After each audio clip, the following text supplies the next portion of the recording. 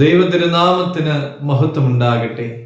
ഏവർക്കും ഹെർമിറ്റ്സ് ടോക്സിന്റെ 752 ഭാഗത്തിലേക്ക് സ്വാഗതം. ഇന്നത്തെ പ്രഭാത ചിന്തയ്ക്കായി തിരഞ്ഞെടുത്തിരിക്കുന്ന വേദഭാഗം യെശയ്യാ പ്രവചനം 43 അധ്യായം 19 തിരുവചനമാണ്. ഞാൻ മരുഭൂമിയിൽ ഒരു വഴിയും നിർജ്ജന പ്രദേശത്ത് നദികളും ഉണ്ടാക്കും. ഞാൻ സ്ഥിരമായി കണ്ണട ഉപയോഗിക്കുന്ന ഒരാളാണ്. നിങ്ങൾക്കത് മനസ്സിലാകുന്നുണ്ടാകും. സ്ഥിരമായി കണ്ണട ഉപയോഗിക്കുന്നവർക്കറിയാം, പുതിയ ഒരു കണ്ണട നാം വാങ്ങി ഉപയോഗിക്കുന്ന ആദ്യ ദിവസങ്ങളിൽ അതിനൊരു പ്രത്യേകതയുണ്ട്. അതുപയോഗിച്ച് നാം നോക്കുമ്പോൾ എല്ലാം വളരെ ക്ലിയറായി നമുക്ക് കാണുവാനായിട്ട് സാധിക്കുന്നു. എല്ലാം നമ്മുടെ തൊട്ടടുത്തുള്ള പോലെ ഒരു അനുഭവവും നമുക്കുണ്ടാകുന്നു.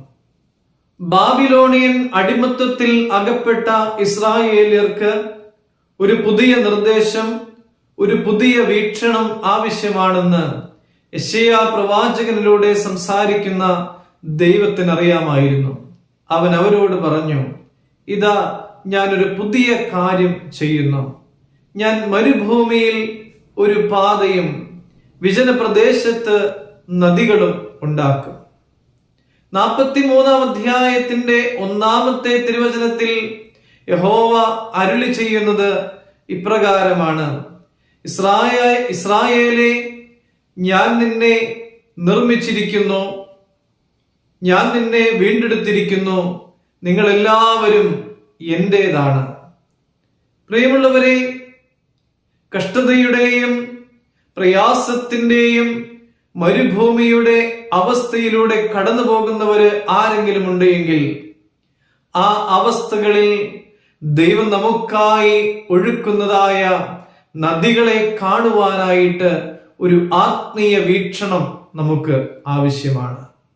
ജീവിത പ്രതിസന്ധികളിൽ ദൈവം തന്റെ സ്നേഹത്താൽ നമുക്കായി ഒരുക്കുന്ന സംരക്ഷണ വലയങ്ങളെ കാണുവാനായിട്ട് നമുക്ക് സാധിക്കണം.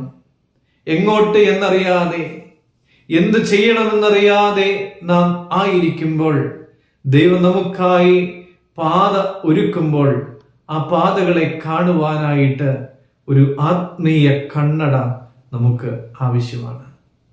പ്രിയമുള്ളവരെ, ദൈവം നമ്മുടെ ജീവിതത്തിൽ ഇടപെടുവാനായിട്ട് ഇടയാകട്ടെ എന്ന് പ്രാർത്ഥിക്കാം. ദൈവം അനുഗ്രഹിക്കട്ടെ.